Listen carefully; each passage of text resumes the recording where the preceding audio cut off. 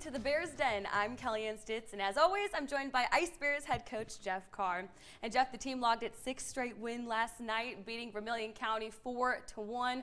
A lot of moving parts with the team right now. You mentioned the focus was on the team, more of a self-scout heading into this matchup. Did you like what you saw from the guys last night?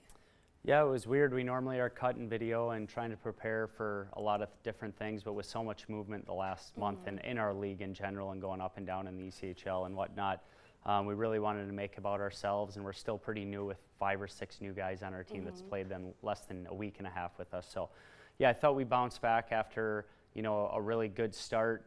We were really sluggish at the end of the first period, didn't like that in the second, and then obviously our third period we had 52 shot attempts, which is our best for the year in one period. So I like the way we closed it out.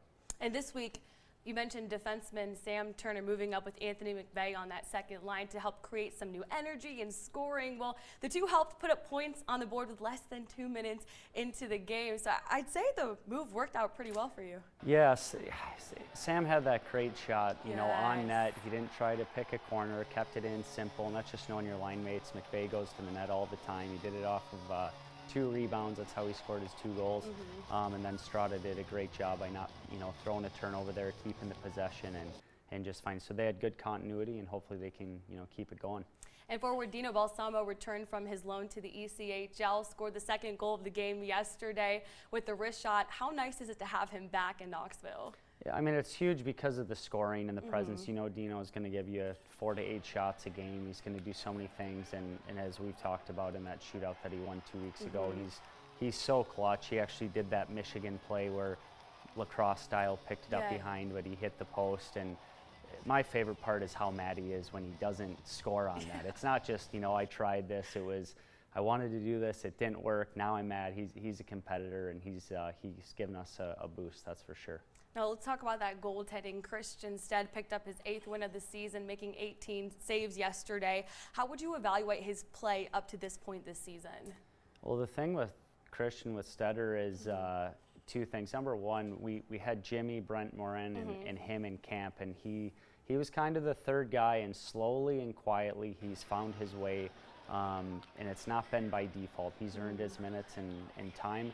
And as you can see with his win percentage, and then just obviously his save percentage keeps climbing every game. So he's done his part, and that just shows you what a pro he's been for being a rookie. And he shows up. He's probably one of our hardest working guys on the team, and it's paid dividends. Now looking ahead, 3 road games on the docket this week. The team takes on the Havoc in Huntsville for a Tuesday matinee, and then face the Macon Mayhem in back-to-back games on Friday and Saturday. I'm going to break out some coach speak here. Looking at it one game at a time, the next game up. The top team currently in the SPHL, the Havoc, what are those expectations for that game on Tuesday? Well, I think we had a good pre-scout that they had a 2 good, game series up in Quad Cities. We know what they want to do on a lot of shootouts and overtime and the style of plays. And I think our players, for the first time this year, now playing them again, this will be our 4th time.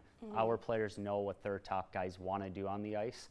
And when you know what the other opposing team wants to do, you can actually scout that. It's not just video. So we're going to talk a lot about what they want to do and try to take that away. And then, the best pre-scout against your team is one that's scared to death to face you, and that's hopefully what we're trying to do to them. All right, thank you so much for joining me. And stick with us. We have so much more to get to in sports coming up after the break.